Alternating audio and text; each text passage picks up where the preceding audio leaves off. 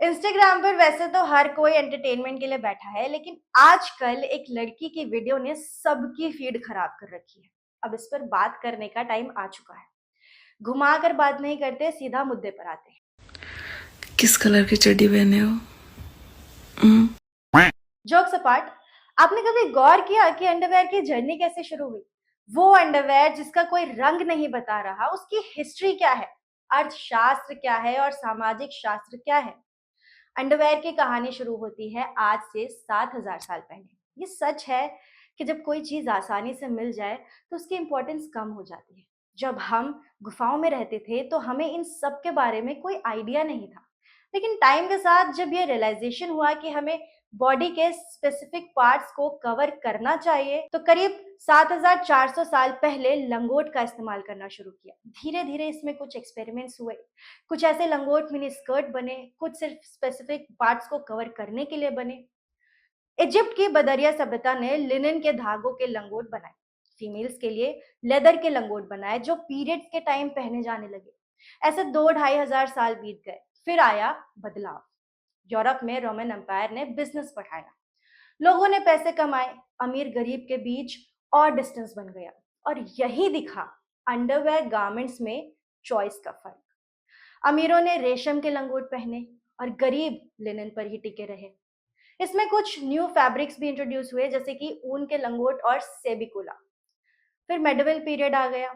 1590 तक underwear garments का चलन रहा, लेकिन फिर बात लेगिंग्स तक आ गई, जो कि आज जैसे बिल्कुल नहीं दिखते थे। यूरोप में अमीर मर्द शोज का एक कपड़ा पहनने लगे, जो ब्राइस का एक एडवांस वर्जन था, लेकिन ये टाइट फिटिंग वाला होता था।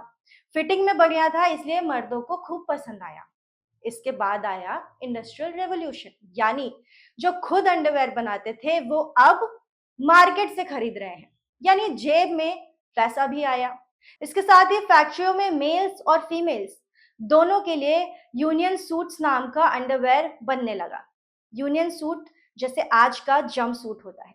20th सेंचुरी की शुरुआत तक यूनियन सूट ट्रेंडिंग रहे, लेकिन फिर 1935 में कूपर्स इंक ने पहले वाई फ्रंट ब्रीफ्स बेचे, जो एकदम से पॉपुलर हो गए और आज के टाइम पर हम इसी को जॉकी के नाम से जानते हैं।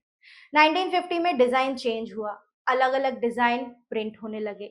इसी के साथ सोसाइटी के नॉर्म्स को भी थोड़ा चैलेंज किया। 1970 टू 80s तक अट्रैक्टिव अंडरवेयर का ट्रेंड बढ़ गया, यानी जी स्ट्रिंग वाले अंडरवेयर जो पहले सिर्फ एक्सोटिक डांसर्स पहनती थी, अब उनका एडवर्टीजमेंट होने लगा। और यहीं से मार्केट में एंट्री हुई क्लेविन, क्लेन और विक्टोरिया सीक्रेट जैसे ब्रांड्स की। 90 के दशक के बाद एक नए ट्रेंड की शुरुआत हुई, और वो थी बॉक्सर ब्रीफ्स की। ये अब भी बहुत पॉपुलर है और ये ओरिजिनली मर्दों के लिए डिजाइन किए गए थे। अब बात करते हैं अंडीज के अर्थशास्त्र की, यानी इकोनॉमी की।